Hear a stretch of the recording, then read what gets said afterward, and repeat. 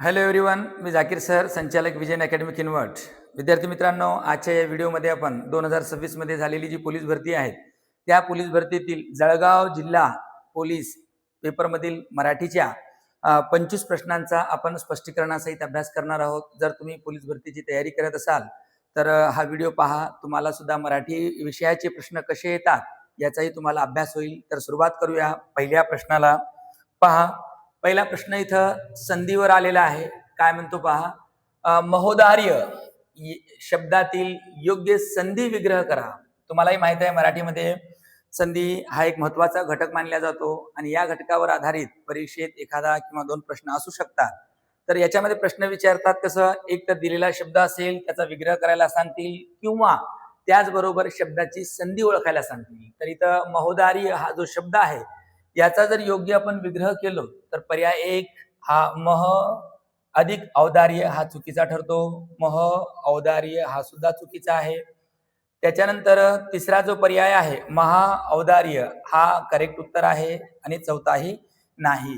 कारण हा शब्द आपण जर विग्रह केलो, महा अधिक औदार्य हा अर्थपूर्ण विग्रह होईल. याच्यामध्ये पहिल्या शब्दाचा शेवटचा जो वर्ण आहे हा आ आलेला आहे आणि दुसऱ्या शब्दाचा जो पहिला वर्ण आहे हा आव आलेला आहे. आणि संधीच्या नियमानुसार तुम्हालाही माहित आहे, आ मध्ये आव जर मिसळलो तर हा कोणता वर्ण तयार होईल, आव हा वर्ण तयार होईल. म्हणजेच ही जी संधी आहे, संधी सुद्धा कोणती आहे, स्वर संधी आहे. हा एक पॉईंट तुम्ही लक्षात ठेवा. म्हणजे अचूक विग्रह कोणता आहे, महा अधिक औदार्य आहे. त्यानंतर पुढील प्रश्न पहा, काय म्हणलेला आहे, मला मनाची शांती हवी. या वाक्यामध्ये अधोरेखित केलेल्या शब्दाची जात ओळखायची आहे. शब्दाची जात पर्याय आपल्याला दर्शवतात की कोणती शब्दाची जात आहे. विशेष नाम, भाववाचक नाम, सामान्य नाम आणि त्याच्यानंतर इथं सुद्धा विशेष नाम आहे. तर इथं आपल्याला माहित असेल, मला मनाची शांती हवी या वाक्यातला जो शांती जो शब्द आहे तुम्हालाही माहित आहे हा एक नामाचा प्रकार आहे. तो सुद्धा कोणता नाम आहे, भाववाचक नाम आहे. हा एक पॉईंट तुम्ही लक्षात ठेवा. कारण भाववाचक नामच असतात जी नामं आपण पाहू शकत नाही. याला आपण धर्मवाचक नामे सुद्धा म्हणतो. त्यानंतर पुढील प्रश्न पहा काय आहे, पिसू आहे इथं.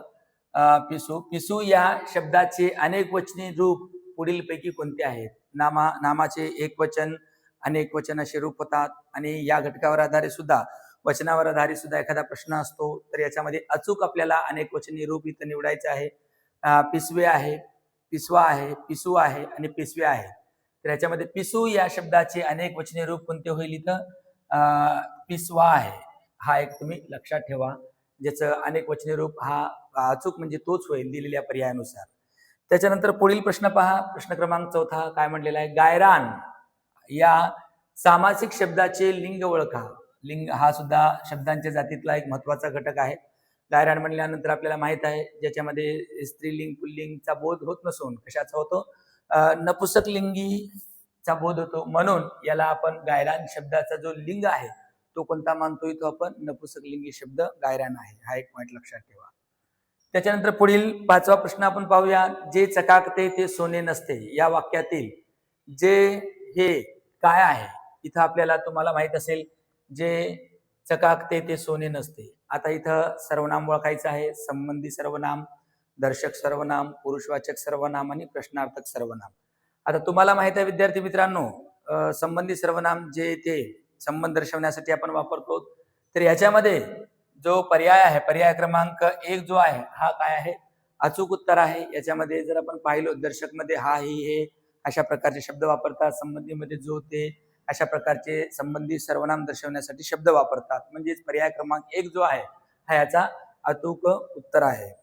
त्याच्यानंतर पुढील प्रश्न पहा, जीवाचे रान करणे यासाठी समानार्थी वाक्प्रचार सांगा. जीवाचे रान करणे, तर याच्यामध्ये हाडाची काढे करणे, हाड मोडणे, जीवाची लाही लाही होणे यापैकी नाही. तुम्हालाही माहित आहे जीवाचे रान करणे याचा अर्थच काय होतो, हाडाची काढे करणे, खूप कष्ट करणे असा याचा अर्थ होतो. हा एक वाक्प्रचार आहे. वाक्प्रचारावर आधारित हा एक प्रश्न विचारण्यात आलेला आहे. त्याच्यानंतर पुढील जो प्रश्न आहे, सचिनने काल 50 धावा काढल्या. या वाक्यात 50 हे काय आहे, 50 धावा काढल्या. आता तुम्हाला माहित असेल पर्यायानुसार जर प्रश्न जर आपण लक्षात घेतलो तर इथं आपल्याला विशेषण ओळखायला सांगितलेलं आहे. काय ओळखायला सांगितलेलं आहे? विशेषण. आता इथं सचिनने काल 50 धावा काढल्या, या वाक्यात 50 हे काय आहे? तर 50 धावा. धावा हा नाम आहे आणि या नामाविषयी माहिती सांगणारा सुद्धा हा बी एक 50 नामच आहे. पण आता तो संख्यावाचक झाला, परंतु इथं नामाबद्दल विशेष माहिती सांगत असल्यामुळे तो विशेषण झाला आणि विशेषणामध्ये कोणता विशेषण झाला? संख्या विशेषण झालेलं आहे. कारण 50 म्हणल्यानंतर काय आहे? संख्या आहे. म्हणजे इथं गुण नाही, संख्या आहे. धावाविषयी माहिती सांगत आहे, पण धावा कशा आहेत? 50 धावा आहेत. म्हणजे धावाविषयी माहिती सांगताना ती माहिती गुणात्मक नसून संख्यात्मक आहे. म्हणजेच हा विशेषण आहे आणि विशेषणामध्ये कोणता विशेषण आहे? तो संख्यावाचक विशेषण आहे. हा एक पॉईंट तुम्ही लक्षात ठेवा. त्यानंतर पुढील प्रश्न पहा. भित्रा माणूस यासाठी खालीलपैकी कोणता अलंकारिक शब्द वापराल? भित्रा माणूस आहे आणि इथं आपल्याला अलंकारिक शब्द आहे. म्हणजे यावरून आपल्याला लक्षात येईल की अलंकारिक शब्दही परीक्षेत विचारल्या जातात. आता याच्यामध्ये पहिला आहे बोंबल्या विंचू, जो जास्त बडबड करणारा असतो, त्याला बोंबल्या विंचू म्हणतो आपण, हा नाही. चंदूलाल आळशी माणूस असतो, तोही नाही. आणि शेंदाळ शिपाई हा करेक्ट आहे. जो भित्रा माणूस असतो त्यासाठी शेंदाळ शिपाई हा शब्द वापरतात. राहिला इथं सुदाम्याचा अवतार म्हणजे गरीब व्यक्ती असा त्याचा अर्थ होतो. तर हा एक पॉइंट लक्षात ठेवा. भित्रा माणूस म्हणजे ज्याला आपण शेंदाळ शिपाई सुद्धा म्हणतो. त्याच्यानंतर पुढील प्रश्न पहा काय म्हटलेलं आहे इथं. खालीपैकी कोणते वाक्य सकर्मक क्रियापदाचे आहे? सकर्मक क्रियापद कोणाला म्हणतो? ज्या वाक्यातील क्रियामध्ये कर्म आलेला असतो, अर्थ पूर्ण होण्यासाठी कर्माची आवश्यकता असते, त्याला आपण सकर्मक क्रियापद म्हणतो. आता इथं पहा, श्रावणीला थंडी वाजते हा प्रश्न बऱ्याच परीक्षेत विचारण्यात सुद्धा आलेला आहे. श्रावणीला थंडी वाजते या वाक्यातला करता जर विचार केलो आपण, थंडी आहे, वाजणारी काय? थंडी आहे. म्हणजे श्रावणी तर करता नाही, म्हणजे याच्यामध्ये क्रियापद, याच्यामध्ये कर्मही नाही, हा नाही.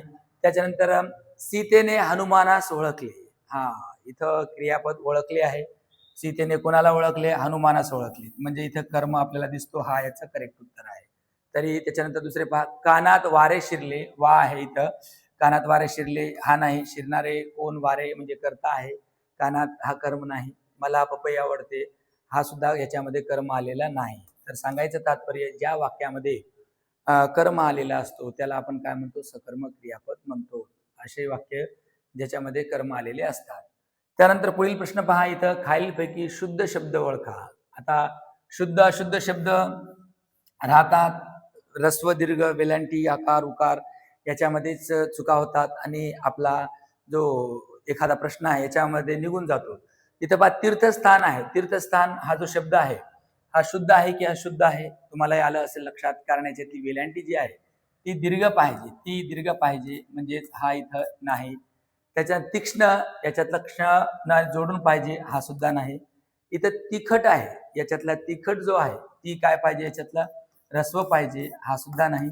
आणि त्याच्यात तात्काळ, तात्काळ जो आहे हा शब्द शुद्ध आहे.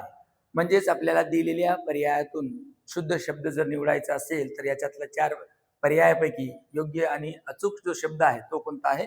तात्काळ आहे. हा एक पॉईंट तुम्ही लक्षात ठेवा. त्याच्यानंतर पुढील प्रश्न पहा काय म्हटलेला आहे. त्याला चित्र काढता येत नाही. त्याला चित्र काढता येत नाही. नाही म्हटल्यानंतर इथं नकार आहे. आणि तुम्हालाही माहित आहे विद्यार्थी मित्रांनो, जेव्हा वाक्य नकारार्थी असतो त्याला आपण काय म्हणतो? 4 पर्याय आहेत. करणरूपी, अकरणरूपी, विधानार्थी आणि प्रश्नार्थी. विधानार्थी, प्रश्नार्थी हे तर नाही. करण म्हणजे होकारार्थी आणि अकरण म्हणजे काय आहे? नकारार्थी आहे. म्हणजे इथं याला आपण काय म्हणतो? तो निगेटिव्ह म्हणतो, नकारार्थी. म्हणजेच पर्याय क्रमांक 2 याचं काय आहे? अचूक उत्तर आहे. करणरूपी, होकारार्थी आणि ज्या वाक्यामध्ये नकार दर्शवलेला असतो त्याला अकरणरूपी वाक्य आपण म्हणतो. त्यानंतर पुढील प्रश्न पहा. तो संगणकावर काम करीत असतो. या वाक्याचा काळ ओळखायचा आहे. तुम्हालाही माहिती आहे मराठीमध्ये, इंग्रजीमध्ये काळ या घटकावर आधारित बरेच इतर व्याकरणाचे घटक डिपेंड असतात. त्याच्यामध्ये संगणकावर काम करीत असतो, असतो म्हटल्यावर तुम्हाला इथं हा शब्द स्पष्टपणे दाखवतो की हा जो वाक्य आहे हा वाक्य वर्तमान काळाचा आहे. आणि वर्तमान काळातील कोणत्या काळामध्ये वापरतो? पण रीती वर्तमान काळामध्ये वापरतो. असतो, असते, असतात असे शब्द. पर्याय पहा. साधा वर्तमान काळ नाही, साधा भविष्यकाळही नाही, पूर्ण भूतकाळ बी नाही, आहे रीती वर्तमान काळ आहे. तर तुम्हाला असे जे रीती वर्तमान काळाचे वाक्य असतात त्यातील काही शब्द लक्षात ठेवावं लागेल. वर्तमान काळ असेल तर असतो, असते. त्याच्यानंतर भूतकाळ असेल तर भूतकाळाचे शब्द असतात. भविष्यकाळ असेल तर जाईल शब्द वापरतो. हे काही मुद्दे लक्षात ठेवावे लागेल तुम्हाला. त्यानंतर पुढील प्रश्न पहा 13वा काय म्हटलेला आहे. खालीलपैकी कोणत्या गटातील शब्द हे क्रियाविशेषण अव्ययाचे आहे. क्रियाविशेषण अव्यय तुम्हाला माहित आहे शब्दांच्या जातीतला हा एक महत्वाचा प्रकार मानला जातो. क्रियाविशेषण अव्यय म्हणजे तो प्रश्न ज्याच्यामध्ये क्रिया कधी, कुठे, केव्हा, कशी घडली याविषयी माहिती सांगणारा शब्द. म्हणजे थोडक्यात जर बोललो क्रियापदाविषयी अधिक माहिती सांगणारा शब्द. आता इथं शांती आणि क्षमा आहे. शांती आणि क्षमा हा शब्द नाही, नामाचा प्रकार झाला. त्याच्यानंतर जलद आणि हळू हा वाक्य बरोबर, हे दोन शब्द बरोबर आहेत. कारण इथं आपण क्रियाविशेषण अव्यय यांना आपण म्हणू शकतो. का तर एखादा वाक्य जरी बोललो आपण तर काय आहे, तो हळू चालतो, तो हळू चालतो हा वाक्य आपण जर लिहिलं तर हा वाक्य कशाविषयी माहिती सांगतो, चालण्याविषयी माहिती सांगतो. म्हणजेच तो काय झाला, क्रियाविशेषण झालेला आहे अव्यय. चालतो पळतो क्रियापद आहे, सुंदर शुभ्र हे विशेषण आहेत, हे आहे दोन्ही पर्याय नाही. इथं आपल्याला शब्दांच्या जातीतला क्रियाविशेषण अव्यय ओळखायचा आहे. जो शब्द क्रियापदाबद्दल अधिक माहिती सांगतो आणि खास करून ते रीतिवाचक मध्ये येतात. चालण्याची प्रकार पद्धत सांगत आहे आणि त्याच्यानंतर जलद सुद्धा एक प्रकारच आहे. त्याच्यानंतर पुढील प्रश्न पहा काय म्हणलेला आहे. खबरदार जर टाच मारुनी जाल पुढे चिंधड्या उडवीन राई राई एवढ्या या वाक्यातील क्रिया ओळखा. आता याच्यामध्ये तुम्हाला आलं असेल लक्षात काय आहे. खबरदार जर तर आलेला आहे. जर तर आला तर त्या वाक्यामध्ये विध्यर्थही नसतो, स्वार्थही नसतो, त्याच्यामध्ये काय असतो, संकेतार्थ असतो. एखाद्या वाक्यामध्ये अट असेल, जर तरच्या गोष्टी बोलत असेल तर त्याच्यामध्ये जर तर की अशा प्रकारचे शब्द वापरतो आणि त्यातून आपण काय दर्शवतो, संकेत दर्शवतो. हा एक पॉईंट लक्षात ठेवा. त्याच्यानंतर पुढील प्रश्न पहा 15वा प्रश्न काय म्हणलेला आहे. अटकेपार झेंडा लावणे. अटकेपार झेंडा लावणे या वाक्प्रचाराचा अर्थ कोणता आहे. पराक्रम करणे, वेशीवर झेंडा लावणे, संकट ओढावणे आणि काय आहे इथं सरशी करणे हा नाही. याच्यामध्ये अचूक उत्तर आहे पराक्रम करणे, ज्याला म्हणतो आपण अटके पार झेंडा लावणे. या वाक्प्रचाराचा अचूक अर्थ तो होतो. त्यानंतर पुढील प्रश्न पहा 16वा प्रश्न आहे. खालीलपैकी किती शब्द अशुद्ध आहेत, अशुद्ध आहेत ते सांगा. आता इथं आपल्याला काय विचारलेलं आहे, अशुद्ध शब्द विचारलेले आहेत. याच्यामध्ये शुद्ध किती आहेत ते आपण पाहू, अशुद्ध किती आहेत हेही पाहू आपण. याच्यामध्ये पहा हा पोषित जो शब्द आहे, हा पोषित शब्द कसा पाहिजे, असा पाहिजे. तर याच्यामध्ये हा एक अशुद्ध झाला. त्याच्यानंतर चतुर हा जो आहे करेक्ट आहे. त्याच्यानंतर चिरंजीव, चिरंजीव जो आहे याचं आपल्याला काय करावं लागेल, चिरंजीव दीर्घजीव पाहिजे, हा एक अशुद्ध झाला. आणि त्याच्यानंतर चूक भूल हा जो शब्द आहे हा तिसरा, ज्याच्यामध्ये आपल्याला चूक भूल दीर्घ लिहावं लागेल, हा तिसरा झाला. त्याच्यानंतर छापील, छापील हा करेक्ट आहे. त्याच्यानंतर जड जवाहर हा सुद्धा करेक्ट आहे. आणि त्याच्यामध्ये चौथा जो आहे घनिष्ठ हा जो शब्द आपण लिहिलो हा कसा पाहिजे, याच्यामध्ये अशुद्ध म्हणलेला आहे ना, इथं आपल्याला घनिष्ठ लिहिताना घनिष्ठ ह्या जोडून पाहिजे. म्हणजे हा 4, म्हणजे या दिलेल्या ह्याच्यामध्ये अशुद्ध आणि शुद्ध, अशुद्ध किती आहे त्याच्यामध्ये, अशुद्ध झाले आपले 4 आणि शुद्ध किती आहे त्याच्यातले 3 आहेत. तर इथं तुम्हाला लक्षात आलं असेल अशुद्ध म्हटल्यानंतर पर्याय क्रमांक कोणता, याच्यामध्ये 2 आहे. हा एक पॉईंट तुम्ही लक्षात ठेवा. शुद्ध शब्द किती आहेत, अशुद्ध शब्द किती आहेत इथं विचारण्यात आलेले आहे. तर पहा पुढील प्रश्न काय म्हणलेला आहे. पक्षी झाडावर बसला होता या वाक्यातील अधोरेखित शब्दाची जात ओळखा. आता उभयान्वय अव्यय, शब्दयोगी अव्यय, क्रियाविशेषण अव्यय आणि केवळ प्रयोगी अव्यय. पहा विद्यार्थी मित्रांनो, इथं झाडावर हा जो शब्द आहे, झाडावर या शब्दाची जात ओळखायची आहे. आणि इथं वर म्हणल्यानंतर झाड शब्द काय आहे, इथं एक नाम आहे. आणि जेव्हा एखाद्या नामाला शब्द जोडलेला आलेला असतो तर तो काय असतो, शब्दयोगी अव्यय असतो.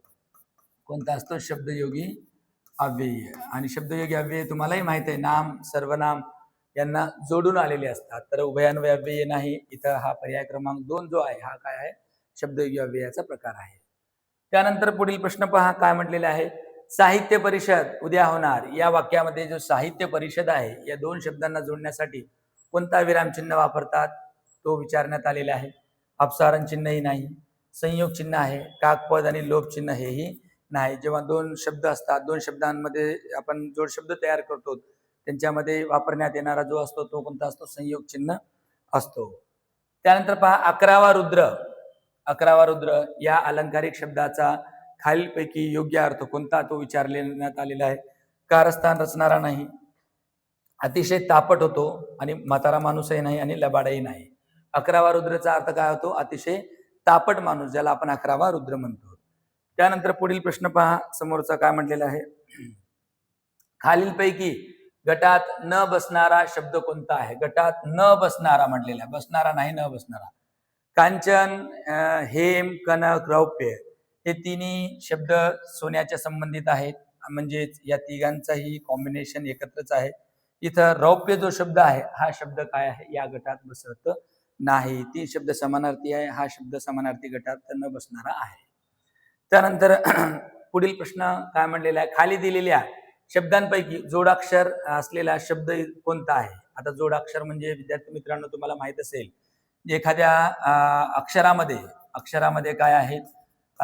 स्वर, एखाद्या अक्षरामध्ये व्यंजन आलेलं असेल, त्याच्यानंतर पुन्हा व्यंजन आलेलं असेल, त्याच्यानंतर शेवटी काय आहे? एखादा स्वर आलेला असेल, तर त्यापासून बनलेला जो असतो त्याला आपण काय म्हणतो?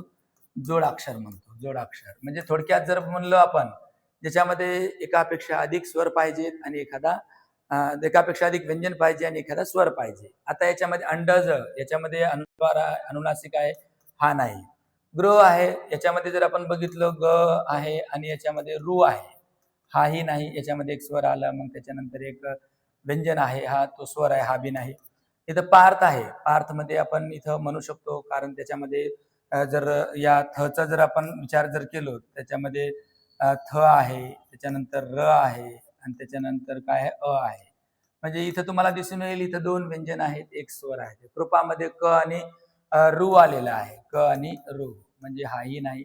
म्हणजे थोडक्यात जर बोललो तर पार्थ जो आहे हा काय आहे? जोडाक्षर असलेला एक शब्द आहे, ज्याच्यामध्ये दोन व्यंजन आणि एक स्वर आलेला आहे. तर हा एक पॉईंट तुम्ही लक्षात ठेवा. त्यानंतर पुढील प्रश्न पहा, काय म्हटलेला आहे? कन्या या शब्दाचा खालीलपैकी कोणता समानार्थी शब्द नाही? कन्या. आता कन्या लेख म्हणजेच कन्या आहे, तनुजा म्हणजेच कन्या आहे, तनया म्हणजेच कन्या आहे, हेमा म्हणजे नाही. हा शब्द धातूच्या संबंधित आहे, म्हणजेच पर्याय क्रमांक 4 जो आहे हा या गटात न बसणारा शब्द आहे. त्यानंतर पुढील प्रश्न पहा, काय म्हटलेला आहे? भाववाचक नाम असलेला शब्द कोणता आहे? इथं असलेला म्हटलेला आहे. असलेला सुंदर विशेषण आहे. शत्रुत्व हे बरोबर आहे, कारण तुम्हाला माहित असेल भाववाचक नाव बनताना आ, य, त्व, पनाई अशा प्रकारचे प्रत्यय जोडतात. तर याच्यामध्ये त्व जोडलेला आहे. शत्रू पासून काय बनलेला आहे? शत्रुत्व आहे, म्हणजे हा भाववाचक नाम आहे. गरीब नाही, गरिबी असायला पाहिजे. गरिबी राहिला असता तर मग तो भाववाचक नाम झाला असता. देव नाही, देव पण पाहिजे होता तर तो पण भाववाचक नाम झाला असता. सुंदरच्या जागी सौंदर्य असायला पाहिजे होतं, तो सुद्धा काय झाला असता? भाववाचक नाम झाला असता. आता सुंदर विशेषण झालं, शत्रुत्व भाववाचक नाम झालं, गरीब विशेषण झालं, देव एक नाम झालं. म्हणजे ज्याचा जो उत्तर आहे भाववाचक नामाचा तो कोणता आहे? शत्रुत्व, पर्याय क्रमांक 2 आहे. त्यानंतर पुढील प्रश्न पहा, काय म्हणलेला आहे? खालीलपैकी कोणता शब्द फारसी भाषेतून आलेला आहे? फारसी भाषेत. आता पहा, पगार नाही, त्याच्यानंतर नोकर, तिजोरी, चावी. याच्यातला नोकर जो आहे हा फारसी भाषेतला आहे. तिजोरी आणि चावी हे जे शब्द आहेत, पगार, तिजोरी, चावी, हे पोर्तुगीज शब्द मानतात. म्हणजे ज्याचा उत्तर जो आहे पर्याय क्रमांक 2 आहे. त्याच्यानंतर पहा 25वा प्रश्न आहे, काय म्हटलेला आहे? वर काही शब्दांची फोड केलेली आहे आणि वरील सर्व अक्षरांची योग्य जुळणी करा. जुळणी करून काय म्हणलेलं आहे? आणि योग्य एक मन तयार करा आणि त्या मनीचे शेवटून तिसरे अक्षर कोणते म्हणलेलं आहे. आता याच्यातून जर मन जर बनवलो आपण तर ही मन कशी तयार होईल पहा. काठी मारल्याने पाणी दुभंगत नाही, अशी एक मन तयार होते. तुम्ही तयार करून पहा. काठी मारल्याने पाणी दुभंगत नाही, ही तयार झालेली मन आहे. आता पा, भ, ही, ग, ना, आता हे तुम्ही वाचू शकता.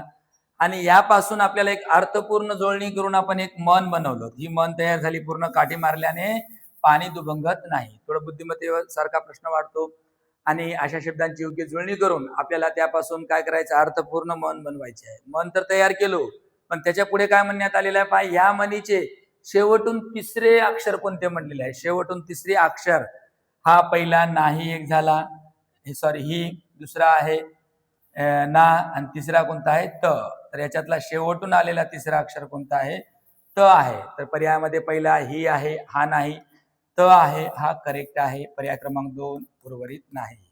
म्हणजे सांगायचं तात्पर्य, असे शब्द देतात त्या अक्षरांची फोड होईल आणि त्या अक्षरांचा क्रम बदललेला असतो आणि त्यांना अर्थपूर्ण क्रम लावून अर्थपूर्ण मन असेल, वाक्य असेल तयार करून मग त्याच्यातला दुसरा तिसरा शब्द अक्षर म्हणल्यानंतर हा येईल, मग दुसरा म्हणलं तर ना आला असता, चौथा म्हणल्या तर ग आला असता. अशा प्रकारचा हा प्रश्न होता.